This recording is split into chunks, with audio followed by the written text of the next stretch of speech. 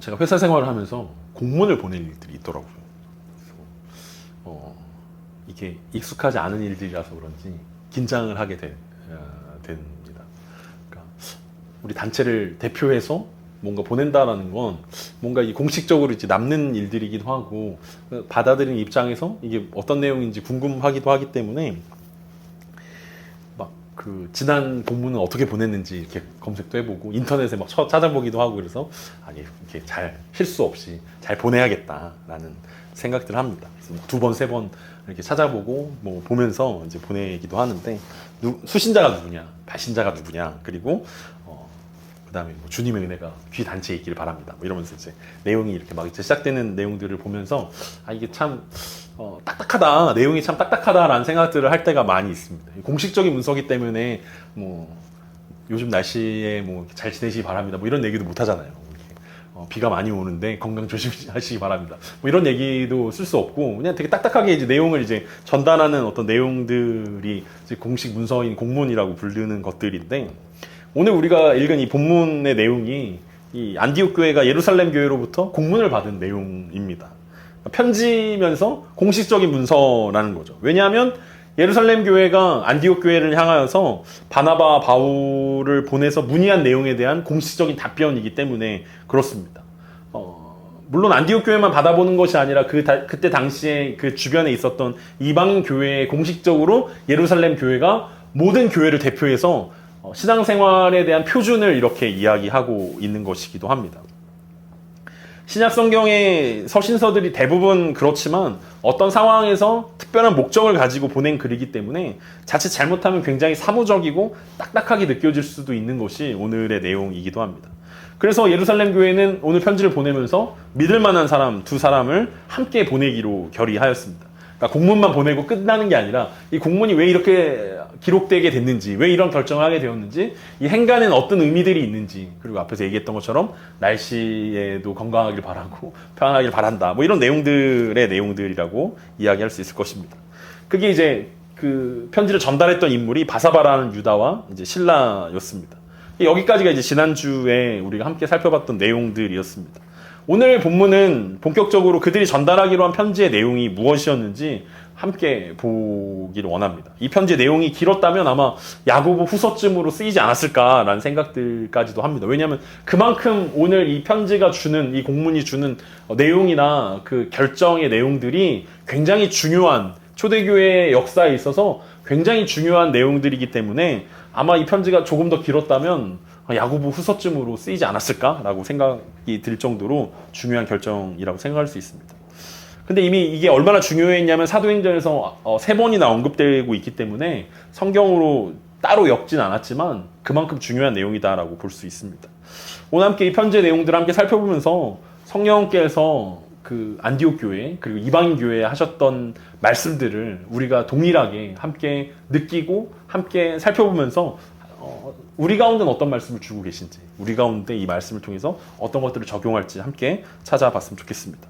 먼저 22절과 24절까지 말씀 함께 보겠습니다. 이에 사도와 장로와 온 교회가 그 중에서 사람들을 택하여 바울과 바나바와 함께 안디옥으로 보내기를 결정하니 곧 형제 중에 인도자인 바사바라 하는 유다와 실라더라. 그 편에 편지를 붙여 이르되 사도와 장로된 형제들은 안디옥과 수리아와 길리기아에 있는 이방 형제들에게 문안하노라. 들은즉 우리 가운데서 어떤 사람들이 우리의 지시도 없이 나가는 말로 너희를 괴롭게 하고 마음을 혼란하게 한다 하기로. 우리 지난주에 22절과 23절 잠깐 보긴 했지만 오늘 내용이 이어지기 때문에 한번 잠깐 살펴보고 넘어가도록 하겠습니다. 야고보 장로와 예루살렘 교회가 보내는 편지의 내용을 이제 기록하고 있는데 우리가 흔히 보는 서신서의 내용이 그대로 들어가 있습니다. 편지의 시작은 누가 보내는가 하고 평안을 비는 것으로 시작합니다. 누가 보내고 있습니까? 예루살렘 교회의 사도와 장로된 형제들이 누구에게? 안디옥과 수리아와 길리기아에 있는 이방 형제들에게 문안하고 있습니다. 라고 기록되어 있습니다. 그리고 이 편지를 보낼 목적에 대해서 설명하고 있는데 그게 24절인데 어떤 사람들이 예루살렘에서 안디옥에 와서 말로 설교와 말씀 해석으로 안디옥 교회 형제들을 괴롭게 하고 마음을 혼란하게 된 것에 대한 답변을 우리 지금 야고보 장로를 비롯한 예루살렘 교회가 공식적으로 언급하고 있습니다.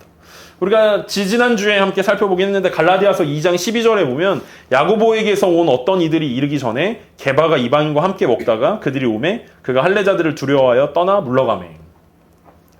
그러니까 바울이 갈라디아서를 통해서 갈라디아에 있는 교회에 편지했던 내용들을 살펴보면 이 야고보에게서 어떤 형제들이 왔다, 어떤 이들이 왔는데 그 사람들의 눈치를 보느라고 이 게바인 베드로가 이방인들과 함께 먹다가 조용히 물러갔다. 화장실 가는 척하고 갔든지 뭐 어쨌든 뭐 이렇게 하지 않았겠습니까?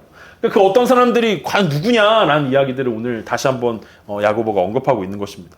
그 사람들은 예루살렘에서 안디옥 교회에 왔습니다.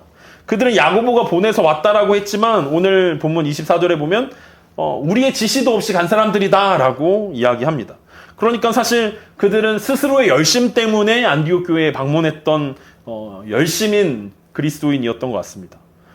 얼마나 열심히 있었는지 안디옥 교회까지 가서 그 400km가 넘는 거리를 가서 율법을 지켜야 됩니다. 할례를 받아야 됩니다. 이게 야고보의 뜻입니다. 예루살렘 교회의 결정입니다라고 거짓 증언을 했다라는 거죠.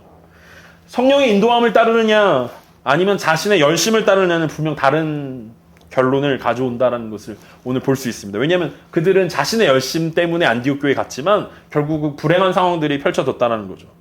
그들은 왜 야고보가 보내서 왔다라고 거짓말을 했겠습니까?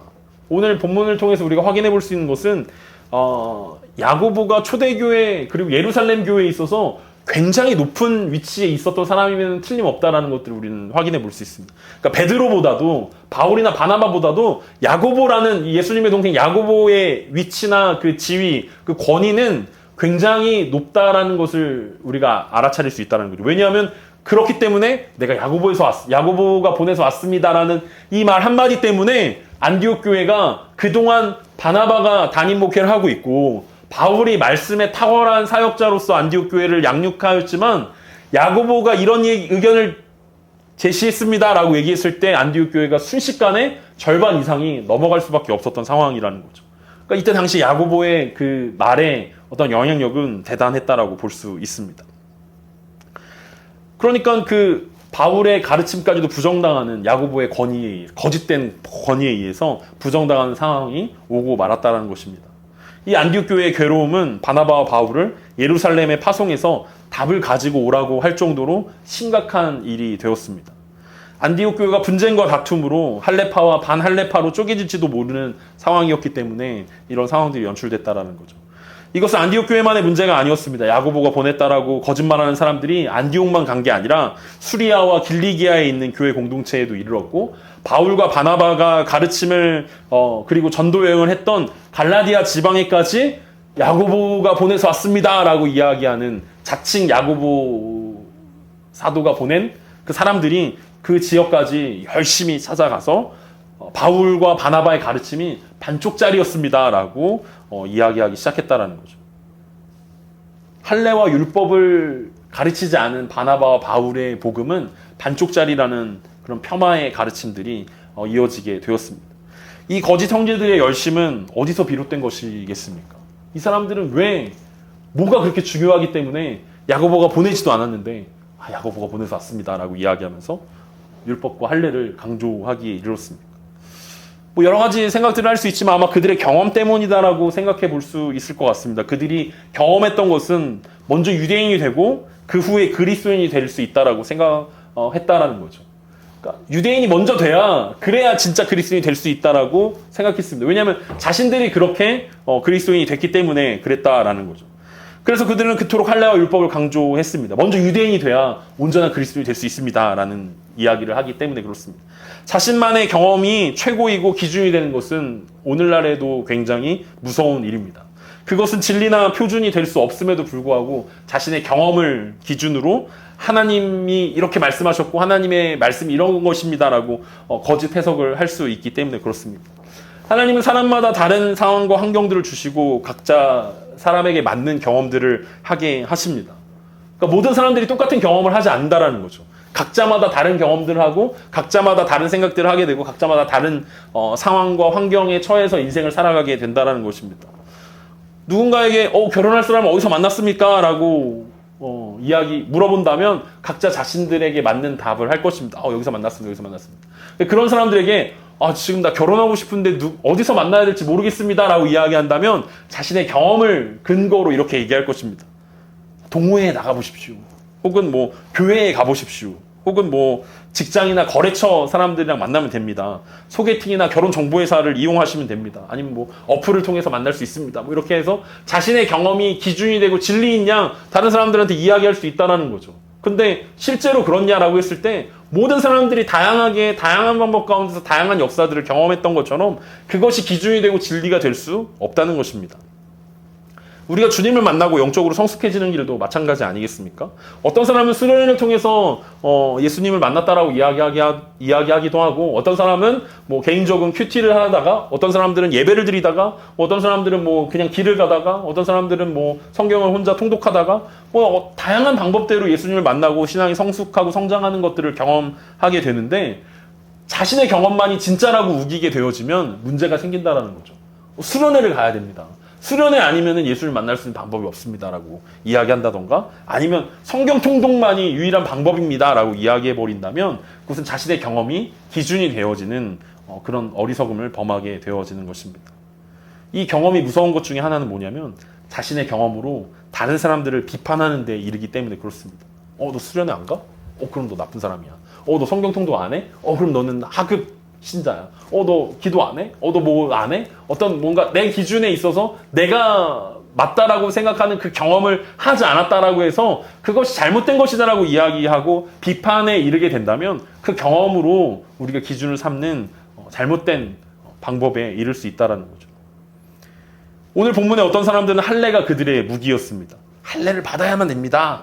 오늘날의 어떤 사람들의 경험은 이런 얘기들을 하게 될 것입니다. 교회는 이래야 됩니다. 자신이 경험한 교회가 진짜 교회고 자신이 경험했던 교회만이 기준이 되어야 한다라고 생각하기 때문에 교회는 이러야 합니다. 목회자는 이러야 됩니다. 성가대는 이래야 되고 교사는 이래야 되고 찬양을 부를 땐 이래야 되고 뭐 이런 자신의 신앙생활의 기준이 자기가 돼버린다는 거죠. 그리고 그렇게 하지 못하는 사람들 향하면서 왜 그렇게 하지 못하냐고 정죄하고 비난하게 이른다라는 거죠. 그래서 그 기준에 맞지 않으면 성경적이지 않다라고 치부합니다. 자신의 경험과 다른 것뿐일 뿐인데 성경적이지 않아라고 얘기해버리면 결국은 하나가 될 수 없는 큰 어려움에 빠지게 된다는 거죠. 우리 지난주에 야고보가 이런 결정을 내렸던 데는 우리가 사도신경에서 고백했던 보편적인 공교회를 믿는 믿음이 있어야 된다라고 이야기하지 않았습니까? 교회의 보편성과 거룩성이 깨지지 않는 결정들을 해야 우리가 하나가 되어질 수 있고 옳은 결정을 내릴 수 있고, 그것이 성경적인 결정인데 자신의 경험에 비춰서 어떤 것들을 재단하고 만들어내는 것들은 잘못된 것들이라는 거죠. 찬송가가 처음 도입되었을 때 이제 미국의 대부흥 운동이 일어났을 때 찬송가라는 것들이 처음 이제 쓰이게 되었습니다. 근데 그때 신앙생활했던 어른들의 평가는 뭐였냐면 이건 악마의 음악이다. 어떻게 사람의 마음을 이렇게 홀리게 하는 음악을 통해서 하나님을 찬양할 수 있냐. 이건 잘못된 것이다 라고 그때 당시 어른들이 찬송가 도입을 반대했습니다. 오늘날은 어떻습니까? 오늘날의 어른들은 찬송가만이 진짜 찬양이다. CCM 같은 걸로 어떻게 하나님을 찬양할 수 있냐라고 자신들의 경험에 비춰서 찬송가만이 옳은 것이다 라고 이야기했는데, 예전 어른들은 찬송가는 나쁜 것이다 라고 평가가 내렸다라는, 자신의 경험이 기준이기 때문에 그렇습니다. 우리의 경험과 익숙함을 뛰어넘는 성령의 역사가 필요하다는 사실들이 바로 우리의 경험 가운데 우리가 결론을 내려야 하는 내용들입니다. 경험으로 판단하는 게 아니라 우리의 경험과 익숙함을 뛰어넘는 성령의 역사가 필요하구나. 그래서 예루살렘 교회는 그들로 인해 괴롭힘을 당했습니다. 경험만을 중요하게 생각하고 자신의 기준만을 중요하게 생각하는 사람들 때문에 괴롭힘을 당했다는 거죠. 그래서 마음이 어려워지고 혼란하게 되었습니다. 얼마나 혼란했던지, 이 혼란케 되다라는 말은 그릇을 뒤집어 엎다라는 뜻인데 그들의 마음이 완전히 뒤집어 엎어졌다라는 거예요. 그래서 싸우게 됐다라는 거죠. 바나바가 맞다, 아니다, 야고보가 맞다, 이렇게 서로 다투게 되면서 굉장히 큰 혼란이 안디옥 교회에 임하게 되었다라는 것입니다. 그래서 예루살렘 교회는 사람을 택해서 그들의 회의 결과를 알려주기로 했습니다. 그게 25절부터 27절입니다. 사람을 택하여 우리 주 예수 그리스도의 이름을 위하여 생명을 아끼지 아니하는 자인 우리가 사랑하는 바나바와 바울과 함께 너희에게 보내기를 만장일치로 결정하였노라. 그리하여 유다와 실라를 보내니 그들도 이 일을 말로 전하리라. 예루살렘 교회는 사람을 택하여서 안디옥 교회에 보내기를 만장일치로 결정하였습니다. 분명 예루살렘 교회 회의는 처음 시작했을 때 엄청 치열했던 것을 우리는 살펴볼 수 있었습니다. 마치 뉴스에 보면은 국회 상임위 현장들을 막 이렇게 중계해 주지 않습니까? 한 명이 말하면 여러분 그 사람들이 그냥 듣고 있습니까? 국회의원들이 막 엄청 막 비난하고 야유를 보내고 막 소리 지르고 막 마이크 꺼지고 그래 막 삿대질하고 막 이러는 거 아닙니까?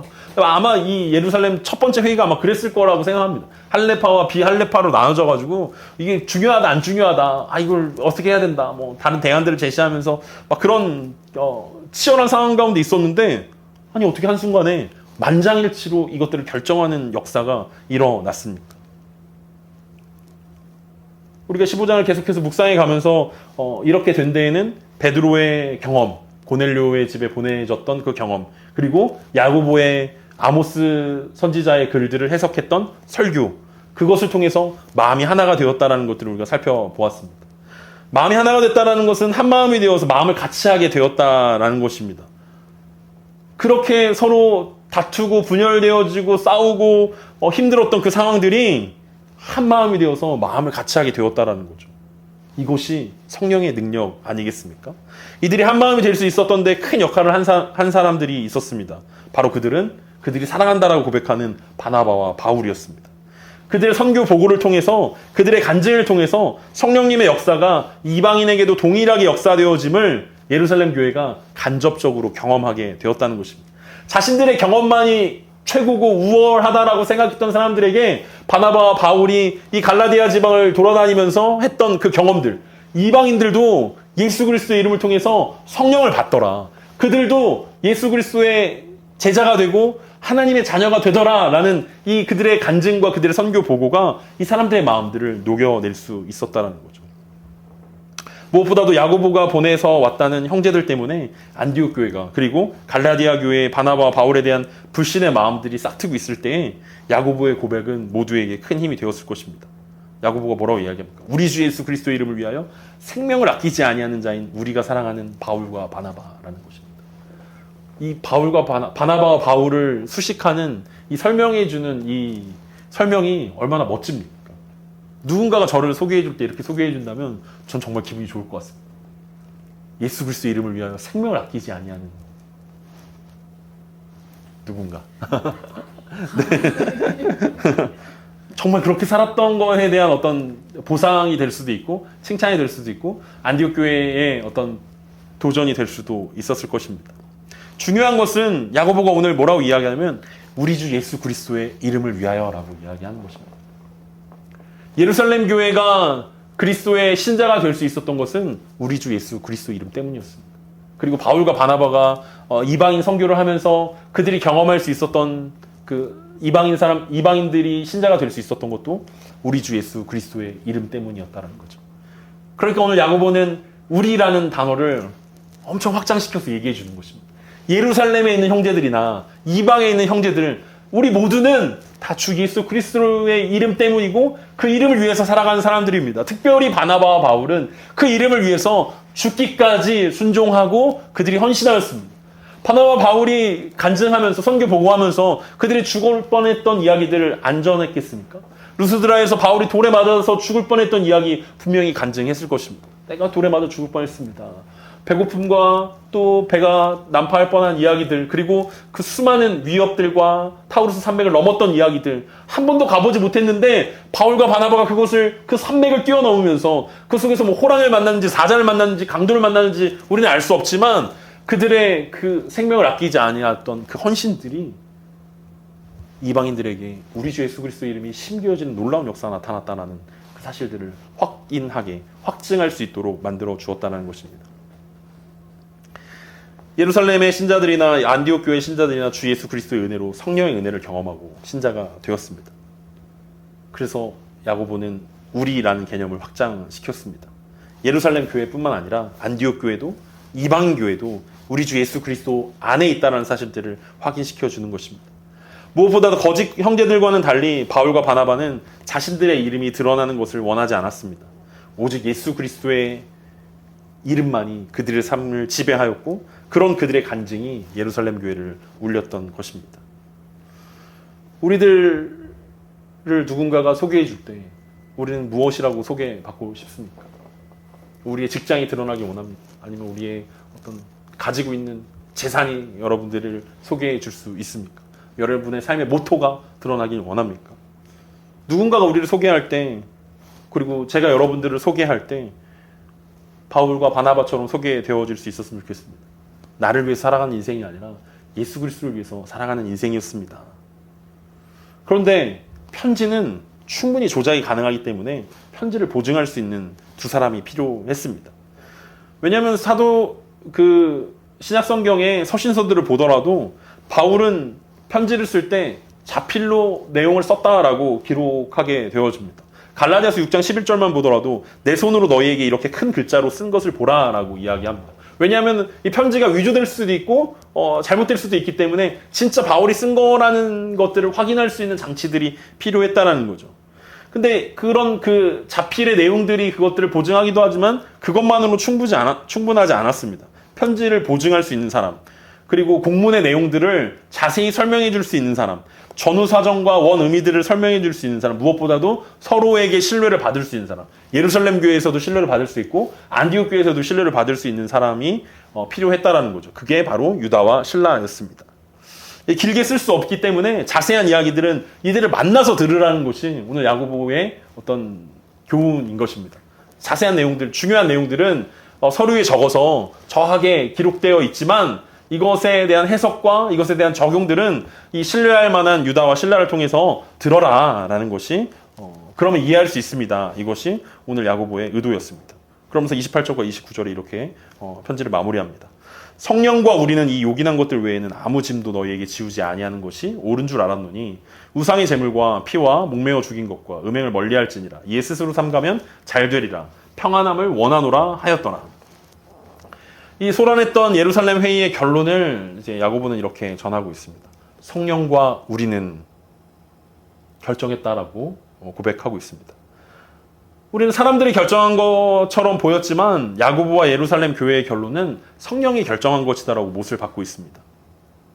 왜 이것이 성령의 결정이라고 이야기할 수 있습니까? 베드로의 경험과 야고보의 설교와 바나바와 바울의 간증이 사람들의 마음을 하나로 만들어 주었고 그것이 하나님의 뜻임을 예루살렘 교회의 공동체가 확신할 수 있었기 때문에 그렇습니다. 성령께서 내려주신 결론은 아무에게도 짐을 지우지 않는 것이었습니다. 왜냐하면 주의 영이 계신 성령님께서 계신 그곳에는 자유함이 있기 때문에 그렇습니다. 우리가 신앙생활을 빌미로 무언가를 자꾸 더하려고 한다면 그것은 우리는 복음을 왜곡하는 일들이 되어질 것입니다. 성령은 계속해서 우리 마음 가운데 자유하라고 이야기하는 것입니다. 수고하고 무거운 짐진 자들은 다 내려놓으라고 예수님께서 말씀하셨던 것처럼 주의 영이 계신 곳에는 자유함이 있기 때문에 그렇습니다. 짐을 지우는 것은 성령의 역사가 결코 될 수 없다는 것입니다. 우리는 하나님의 자녀가 되는 것이 오직 주의 은혜임을 알고 있습니다. 그렇기 때문에 하나님의 자녀가 되기 위해서 무언가 필요하다라고 이야기하는 것은 좀 잘못된 것이다라는 어떤 생각들이 우리 가운데 어렴풋이 들고 있다라는 거죠. 그런데 문제는 그 후에 하나님의 자녀가 이러면 안 된다라는 짐을 사람들에게 지운다라는 거죠. 하나님의 자녀가 되는 것이 은혜였다면 하나님의 자녀로 살아내는 것도 하나님의 은혜인데 우리는 그것이 은혜가 아니라 뭔가 사람들의 어떤 행함 그리고 뭔가 증거가 나타나야 되고 뭔가가 더 있어야 된다라는 어떤 짐들을 많은 사람들에게 지우려고 한다라는 거죠. 근데 사실은 대부분의 그런 짐들은 종교인을 만들어내는 데는 도움이 될 수 있을지 모르지만 참된 하나님의 자녀가 되는 데는 하등에 도움이 안 된다는 거죠. 자유케 되지 못하기 때문에. 자유하게 하는 것이 복음의 기능인데 그 복음을 가지고 자유롭지 못한 영혼들을 만들어낸다는 거죠. 무엇을 먹을까? 무엇을 마실까? 무엇을 먹든지 마시든지 무엇을 하든지 하나님의 영광을 위해서 하는 것이 바울이 얘기했던 복음의 특징인데 우리 자꾸 이걸 먹어도 되나? 이걸 마셔도 되나? 이거 행동을 해도 되나? 이거는 하면 안 되나? 자꾸 율법에 멍매이게 되어지는 방법들을 사람들에게 이야기한다는 거죠. 하나님의 자녀가 그러면 안 돼. 목회자가 그러면 안 되지. 중직자가 그러면 안 되지. 목회자 자녀가 그러면 안 되지. 뭐가 이러면 안 되지라는 자신들의 경험에 비춰서 자꾸만 짐들을 늘려가는 그래서 뭔가 말씀보다 말씀에 대한 잘못된 적용과 해석들이 점점 더 우리 가운데 두껍게 규범화되어지는 일들이 우리 삶 가운데 일어난다라는 거죠. 제가 아이를 키우면서 내 말과 내 행동이 얼마나 다른지를 쉽게 경험합니다. 똑바로 앉아야지. 똑바로 안 앉는데. 똑바로 앉으라. 편식하지 말랍니다. 나는 편식하면서 편식하지 말라고 하고. 숙제를 먼저 하랍니다. 나도 숙제 먼저 안 하는데 해야 할 일보다 노는 게 더 편한데 숙제 먼저 해야지. 핸드폰은 그만 봐야지. 핸드폰 엄청 많이 보는데 핸드폰 그만 봐야지. 이렇게 내가 말하고 가르치고 뭔가 하라고 하는 것보다 실제로 내 삶이 다르다라는 사실들을 생각합니다. 이런 것들을 말하면서 이에게 짐을 지우는 것이구나 라고 생각한다는 거죠. 예수님 당시에 바리새인들이 그러했고 예루살렘 출신의 야고보로부터 왔다라고 자칭 야고보로부터 온 형제들이 그러했던 것처럼 자신들도 지지 못하는 멍에를 자꾸만 만들어서 강요하는 것입니다. 그 짐을 자꾸 지라고 이야기할 때 사람들의 생각은 어떻겠습니까? 결이가 저한테 뭐라고 얘기했어? 아빠 나 잘해 라고 얘기하지 않겠습니까? 제가 열심히 여러분들 가운데 이렇게 하셔야 됩니다. 이렇게 하셔야 됩니다. 이거 안 하면 하나님의 자녀가 아닙니다 라고 이야기한다면 여러분들도 속으로 그렇게 생각하지 않겠습니까? 자기나 잘하지. 사도행전 15장 10절에서 베드로가 자신의 고넬료의 집에 보내줬던 그 경험들을 이야기하면서 이렇게 이야기한 적이 있습니다. 그런데 지금 너희가 어찌하여 하나님을 시험하여 우리 조상과 우리도 능히 매지 못하던 멍에를 제자들의 목에 두려느냐. 베드로도 지지 못하는 걸 알고 있고 예루살렘 형제들도 못 진다는 걸 알고 있음에도 불구하고 그리스도인 이뤄야 됩니다 라고 자꾸만 멍에를 이방인 형제들에게 지우려고 한다라는 거죠. 그게 정통이고 그게 기준이고 그게 진짜라고 이야기하는 사람들이 있습니다. 근데 그 사람들은 하나님을 시험하고 있다라고 베드로가 이야기했던 적이 있습니다. 복음은 우리로 하나님을 사랑하게 만듭니다. 복음은 우리로 이웃을 사랑하게 만듭니다. 그렇게 되면 자연스럽게 우리의 삶이 정돈되어진다라고 복음이 우리 가운데 이야기하고 있습니다. 그러니까 뭔가 규정이 있고 이것을 넘냐 넘지 마냐, 이것을 어떻게 하면 안 어긴 거고 이것을 어떻게 하면 지킨 거냐라고 우리가 이야기하면 결국 그것은 진짜 복음의 은혜들을 경험하지 못하게 된다라는 거죠. 그래서 야고보의 결론이 바로 그것입니다. 하나님을 사랑하고 이웃을 사랑하면 자연스럽게 우상의 제물과 피와 목매어 죽인 것과 음행을 멀리하게 될 것이다 라고 이야기하는 거죠. 누가 시켜서 하는 일이 아니라 스스로 지키게 될 수 있게 된다라는 것입니다. 지난주에 살펴본 것처럼 여전히 모세의 율법을 듣고 자란 유대인들과 그들과 하나 되어서 식사를 하고 하나 되어서 예배를 드리고 하나 되기 위해서는 그들을 실족하게 하지 않게 하는 것들이 필요한데, 예배가 방해되지 않게 하는 것들이 필요한데, 그러려면 스스로 지킬 수 있어야 된다라는 것입니다. 율법이 아니라 하나님을 사랑하고 이웃을 사랑하기 때문에 자연스럽게 이 네 가지 것들을 멀리 할 수밖에 없다라는 거죠. 강제하는 것이 아니라 이것이 좋겠다라고 야고보가 권면하고 있습니다. 자유함 가운데 덕을 세울 수 있는 방법이 이런 것입니다 라고 이야기하는 것입니다. 이 멀리하라는 명령을 베드로는 이렇게 해석했습니다. 베드로전서 2장 11절에서 사랑하는 자들아, 거류민과 나그네 같은 너희를 권하노니 영혼을 거슬러 싸우는 육체의 정욕을 제어하라. 오늘 그 베드로가 육체의 정욕을 제어하라라는 이 제어하다라는 단어와 멀리하라라고 야고보의 권면이 동일한 단어입니다. 그러니까 야고보가 멀리하십시오라고 이야기했던 것이 베드로 입장에서 보면 이 육체의 정욕 때문에 생긴 문제일 수 있겠다라는 것들이죠. 우상에게 바친 재물을 먹냐 안 먹냐의 문제가 사실은 아무렇지 않은, 중요하지 않은 문제지만 어쩌면 믿음이 강하다라고 이야기하는 사람들에게 있어서는 정욕의 문제일 수 있겠구나. 안 먹어도 되는데 굳이 그걸 더 먹고 싶어서 고기를 너무 사랑한 나머지 안 먹으면 안 된다라고 이제 우기려고 하는 조교의 문제일 수 있고, 목매어 죽인 것도, 그리고 음행하는 것도 마찬가지일 수 있다라는 거죠. 그래서 베드로가 뭐라고 이야기하는 것입니까? 이 세상의 것을 다 가지고 싶어하는 마음이라면 그것들을 제어하라는 것입니다. 그리고 제어한다라는 것은 멀리하는 것이 최고라고 이야기하는 것입니다. 죄 근처에 돌아다니면서 나는 제어할 수 있어, 난 충분히 이걸 지킬 수 있어, 난 충분히 이걸 이겨낼 수 있어 라고 이야기하는 것은 만용이라는 거죠. 그건 용기가 아니라 만용인 것입니다. 그렇기 때문에 야고보도 그렇고 베드로도 그렇고 제어하기 위해서 멀리하는 것이 좋겠다라고 이야기하고 있습니다. 가까이 하면서 지혜를 달라고 기도하는 것은 미련한 일들이기 때문에 평안함을 얻기 위해서 우리는 그것들을 제어해야 할 수 있어야 한다는 거고, 그것을 멀리할 수 있어야 된다. 그렇게 되면 평안함을 얻게 된다라고 오늘 본문이 우리 가운데 이야기하고 있습니다.